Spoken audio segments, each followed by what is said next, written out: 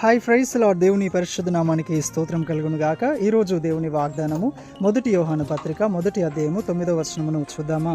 మన పాపములను మనం ఒప్పుకొని ఎడల ఆయన నమ్మదగిన వాడును నీతిమంతుడును గనుక ఆయన మన పాపములను క్షమించి సమస్త దుర్నీతి నుండి మనల్ని పవిత్రులుగా చేయును. ఆమెన్. హల్లెలూయా. సహోదరి సహోదరుడా, దేవుని యొక్క వాక్యం సెలవిస్తుంది ఏంటంటే, ఎప్పుడైతే మన పాపములను, మన దోషములను, మన అపరాధములను మనము దేవుని ఎదుట వచ్చి ఒప్పుకోవడానికి ఇష్టపడతామో, దేవుని ఎదుట మన అతిక్రమములను మనం ఒప్పుకుంటామో, దేవుడు నీతిమంతుడును నమ్మదగిన వాడు గనుక ఆయన మన పాపములను క్షమిస్తాడంట.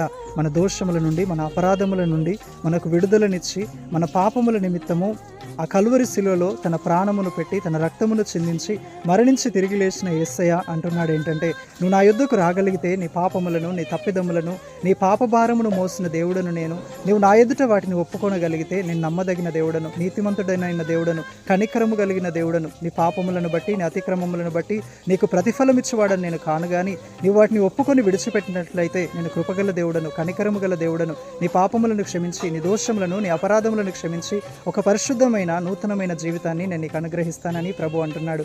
కాబట్టి మీ పాపములు మీ మీద దోషారోపణ చేస్తున్నప్పుడు, మీ హృదయము మీ మీద దోషారోపణ చేస్తున్నప్పుడు మీరు వాటిని గురించి కలవరపడక, ఎవరు నన్ను క్షమిస్తారు, ఎవరు నన్ను అంగీకరిస్తారు, నేను ఈ విషయాలు చెప్తే ఎవరైనా, నేను చేసిన ఈ తప్పిదములను ఎవరైనా వింటే వారు నన్ను తప్పుగా అనుకుంటారేమో, నన్ను క్షమించరేమో, నన్ను త్రోసివేస్తారేమో, పక్కన పెడతారేమో అని మీరు భయపడుతున్నారేమో. కానీ ప్రభు అయిన యేసు ప్రేమతో మిమ్మల్ని ఆహ్వానిస్తున్నాడు. మీరు ఆయన యొద్దకు వచ్చి మీ తప్పిదములను ఒప్పుకున్నట్లయితే ఆయన క్షమించి మరొక నూతనమైన పరిశుద్ధ జీవితమును మీకు అనుగ్రహించేవాడై ఉన్నాడు. ప్రభు అట్టి కృప మనందరికీ దయచేయునుగాక. Amen. Praise the Lord. May God bless you all.